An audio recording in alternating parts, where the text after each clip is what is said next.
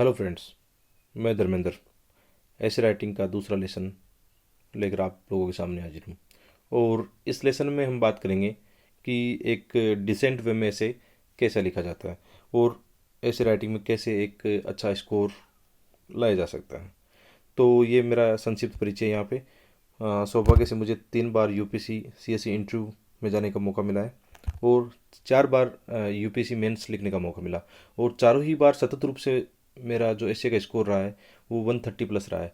तो जो मेरा अनुभव रहा है वो आप लोगों के साथ में साझा करना चाहता हूँ। जैसा कि आप लोगों को मालूम भी है कि यूपीसी में दो तरह के ऐसे पूछे जाते हैं कि एक मूर्त विषय होता है, कंक्रीट टॉपिक होता है, और एक अमूर्त विषय होता है। जैसा कि ये इस पेपर में आप देख सकते हो कि 2 सेक्शन में डिवाइड होता है ये पेपर। और जो एक सेक्शन होता है उसमें मोस्ट ऑफ जो टॉपिक होते हैं वो मूर्त विषय पर पूछे जाएंगे, और जो सेक्शन बी होता है उसमें ज़्यादातर जो ऐसे होते हैं वो अमूर्त विषय पर पूछे जाते हैं। तो 2 सेक्शन में से हमें एक एक ऐसे चूज करना होता है, और ईच जो ऐसे होता है वो 125 मार्क्स का होता है। तो हमें ये ध्यान रखना है कि जो कंक्रीट टॉपिक है, मूर्त विषय है, वो जैसे हमारे जीएस के पेपर हैं उस तरह से होगा। और उसमें हमें ध्यान रखना है कि लॉजिकल एनालिसिस कैसे करनी है, एक बैलेंस अप्रोच के साथ हमें अपने आंसर को रखना है। और जो टॉपिक्स होते हैं वो शिक्षा से, गरीबी से और सोसाइटी से जुड़े हो सकते हैं। जबकि जो अमूर्त विषय होते हैं उसमें जो टॉपिक हैं वो ज़्यादातर काल्पनिक होते हैं, और उसमें भी लॉजिकल एनालिसिस का ध्यान रखना होता है। आपकी डीप नॉलेज और कॉन्सेप्ट का उसमें चेक किया जाता है। उसमें भी बैलेंस अप्रोच की एक डिमांड होती है। जैसे एग्जाम्पल जो होते हैं वो फिलोसफिकल आइडियाज़ और इथिकल इश्यूज पर हो सकते हैं। तो आगे हम देखेंगे कि किस प्रकार हमें इन एसेज की प्रैक्टिस करनी चाहिए।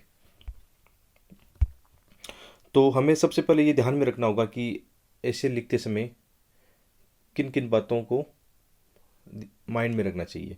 जैसे सबसे पहले कि सबसे पहले हमें एक पॉजिटिव शुरुआत करनी है। जैसे ऐसे के जो पार्ट होते हैं कि 3 पार्ट होते हैं ऐसे के: इंट्रोडक्शन पार्ट, बॉडी पार्ट और कंक्लूजन पार्ट। शुरुआती स्तर पर हमें ये ध्यान रखना होगा कि हमारा जो ऐसे है वो एक पॉजिटिव मोड से ही शुरू हो। वो चाहे आप एक कहानी हो सकती है, या आपकी कोई खुद की पोइम हो सकती है, या कोटेशन हो सकता है। उसके बारे में हम आगे बात करेंगे कि कैसे इंट्रोडक्शन को शुरू करने से पहले हमें अलग अलग मेथड अपनानी चाहिए। वो मैं आपको अलग अलग मेथड बताऊंगा। तो जैसे कि ऐसे should be like a story. आपका जो ऐसे होना चाहिए ना वो एकदम स्टोरी की तरह होना चाहिए। जैसे कि एकदम बोरिंग नहीं होना चाहिए। हम कहीं भी स्टोरी पढ़ते हैं तो उस स्टोरी को पढ़ने का मन करता है, और मतलब बहुत ही जल्दी एक ही सांस में उसको पढ़ जाते हैं। मन करता है कि जल्दी से इसको ख़त्म करूं। आपका ऐसे भी ऐसा ही होना चाहिए। उसमें कहीं भी मतलब बिखराव नज़र नहीं आना चाहिए। फिर ये देखना है कि आपको अपना जो पैराग्राफ का फ्लो है वो कैसे मेंटेन करना है। ऐसे हमेशा पैराग्राफ फॉर्म में ही लिखना है। एक पेज में 2 या 3 से पैरा हो सकते हैं। पॉइंट पॉइंट या बुलेट पॉइंट जो होते हैं कीवर्ड में नहीं लिखा जाना चाहिए। ऐसे पैराग्राफ में ही सबसे अच्छा माना जाता है। और हमें ध्यान रखना है कि आपको शुरुआती स्तर पर आपका जो इंट्रोडक्शन है वो उसको कैसे एट्रैक्टिव बनाना है। यहाँ पर निर्भर करता है कि आप उसको पोइम से शुरू करोगे या किसी कहानी से शुरू करोगे। आपका ऐसे नीट एंड क्लीन होना चाहिए। हैंड राइटिंग अच्छी होनी चाहिए। ज़्यादा अच्छी नहीं है तो कोई बात नहीं, इतनी अच्छी होनी चाहिए कि सामने वाला उसको आसानी से पढ़ पाए।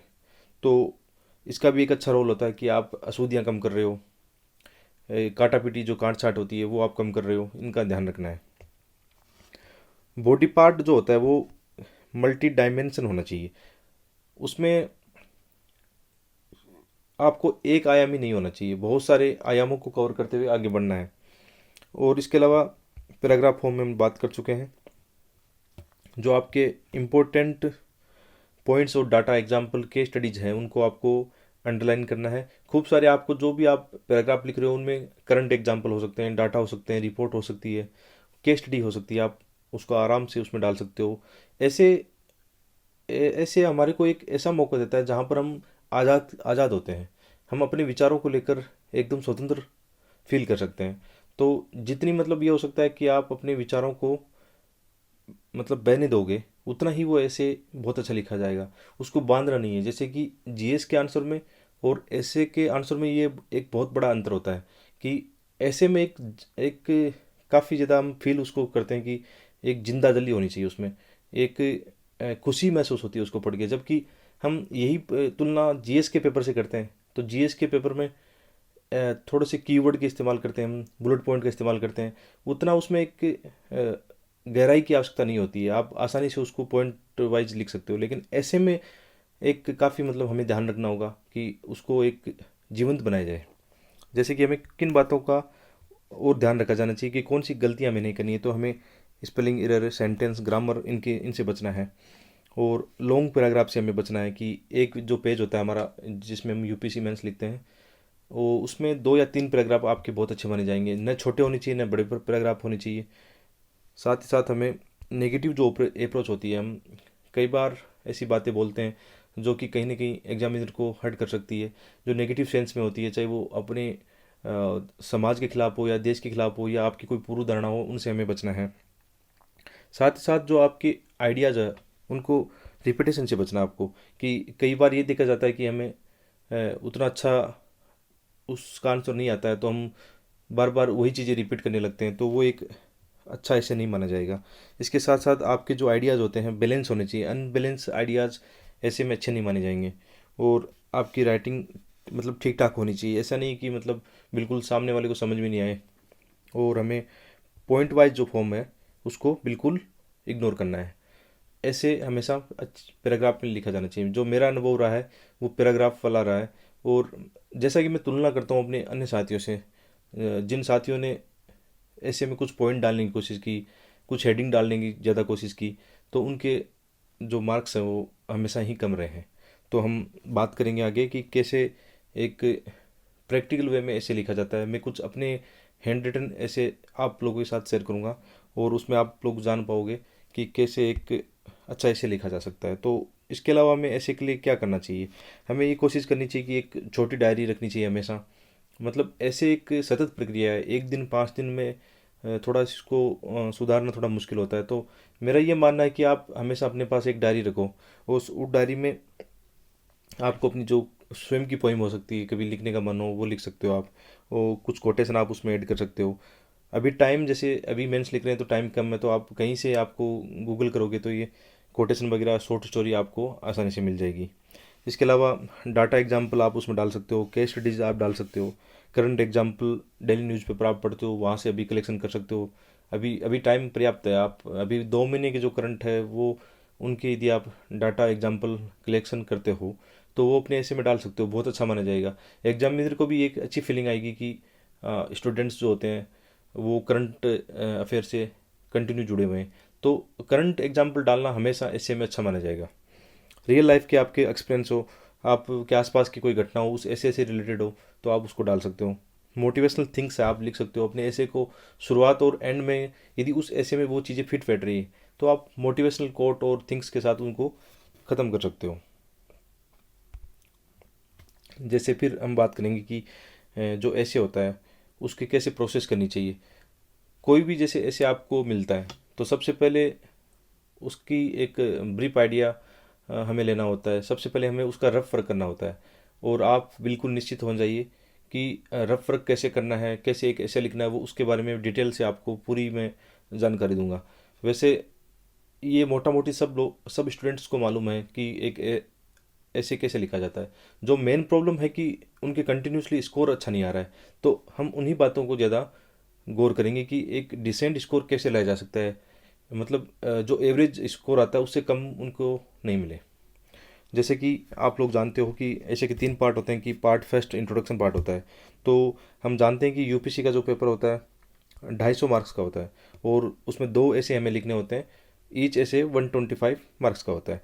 यहाँ पे ये जो ऐसे की जो वेरिएशन है मार्क्स की रेंज की, जो जहाँ तक मेरा ध्यान में है, तो वो 10 से लेकर 175 मार्क्स तक रही है। इस बार एक मार्कशीट मैंने देखी है जिसमें 10 मार्क्स आए हैं, उसके क्या रीज़न रहे होंगे वो अभी तो मालूम नहीं है, लेकिन मार्कशीट में 10 नंबर ऐसे में दिए हुए हैं। पहले के सालों में भी 25-30 मार्क्स तो काफ़ी स्टूडेंट्स को मिले हैं, और 175 मार्क्स तक अभी तक हाईएस्ट स्कोर आ चुका है। इस साल का जो स्कोर रहा है वो 150 तक रहा है, इस बार हाईएस्ट स्कोर देखने को नहीं मिला है। और यहाँ पे ऐसे पेपर में मैं मानता हूँ कि हिंदी मीडियम के जो छात्र हैं उनको एक अच्छा वेटेज मिलता है, क्योंकि मैं जितने भी मेरे हिंदी मीडियम के साथी हैं उनको ऐसे में बहुत अच्छे मार्क्स मिले हैं, जबकि इसकी तुलना में मैंने देखा कि इंग्लिश मीडियम के स्टूडेंट है वो थोड़े से कहीं ना कहीं उनमें थोड़ी सी मार्क्स की कमी देखने को मिली है। हाँ, अच्छे टॉपर्स के अच्छे नंबर आए हैं, लेकिन तुलनात्मक रूप से मैं जो मेरा अनुभव है वो मैं आपको शेयर कर रहा हूँ। तो हमें आगे फिर देखना है कि सबसे पहले कैसे एक उसका रफ वर्क तैयार करना है। एक वाइट पेपर लेना है, उसमें हमें ऐसे का टाइटल लिखना है, और उस टाइटल के अकॉर्डिंग हमें फिर रफ वर्क तैयार करना है कि हमें बॉडी पार्ट में क्या लिखना है। और जैसे कि हम एक पेज ले सकते हैं, यहाँ पे ऐसे का टाइटल होता है जो भी ऐसे के बारे में पूछा गया है। फिर हम अपने जो, जैसा कि हम एक पेज ले सकते हैं, उस पेज में आप लिख सकते हो कि इंट्रोडक्शन में आपको क्या लिखना है। बॉडी पार्ट के कौन से जो जो पक्ष पूछे गए हैं उसके बारे में लिख सकते हो आप, कि ये पक्ष पूछा गया है, इसमें विपक्ष लिखना है, यहाँ पे हमें चुनौतियाँ लिखनी है, उसका जो सॉल्यूशन है वो लिखना है। फिर लास्ट में आप कंक्लूजन कर सकते हो। तो इस पेज में आप ये कर सकते हो कि ऐसे का जो टाइटल आप ऊपर लिखना, ताकि नज़रों के सामने रहे और आप उस टॉपिक से भटको ना हो। सबसे समस्या ये आती है कि हम पूछना क्या चाह रहे हैं और हम क्या बता रहे हैं, कि ऐसे एक बड़ा होता है लिखने में, तो लिखते लिखते हम ये भूल जाते हैं कि पूछा क्या गया है। तो हमेशा ये ध्यान रखना है कि टाइटल को नज़रों के सामने रखना है और उसके अकॉर्डिंग ही हमें इसे लिखना है। तो हमें ये कोशिश करनी है, जो भी आप इंट्रोडक्शन, जैसे आप इंट्रोडक्शन में पोइम से स्टार्ट करना चाहते हो, कोटेशन शुरू करना चाहते हो, या कोई रिपोर्ट्स है उससे शुरू करना चाहते हो, आपकी क्या जो विचार हो सकते हैं वहाँ से आप फ्लो में शुरू करना चाहते हो, तो वो एक अच्छा इंट्रोडक्शन हो सकता है। फिर बॉडी पार्ट में ये आपके माइंड में ये चीज़ हो सकती है कि मुझे किस वे में उसको लिखा जाना चाहिए, उसके बहुत सारे पक्ष हैं, उन पर हम आगे चर्चा करेंगे। तो ये होता है। बाद में ये होना चाहिए कि जो ऐसे होता है, हम बात करते हैं कि 3 पार्ट में होता है, उसकी शुरुआत हम इंट्रोडक्शन पार्ट की शुरुआत ही ऐसा कर सकते हैं कि अपनी पोइम, कोट, स्टोरी, कुछ रिपोर्ट उनके साथ शुरू कर सकते हैं। और मेरा ये मानना है कि जो इंट्रोडक्शन पार्ट होता है वो 2-3 पैराग्राफ में लिखा जाना चाहिए, मतलब जो अपने पेज होता है उसमें 1.5 पेज तक उसको लिखा जा सकता है। और जो इंट्रोडक्शन पार्ट होता है पूरे ऐसे का 10 से 15% भाग होता है, तो उसमें आप उन चीज़ों को ध्यान रखना है आपको, कि आपका इंट्रोडक्शन पार्ट न छोटा हो और न ही ज़्यादा बड़ा हो।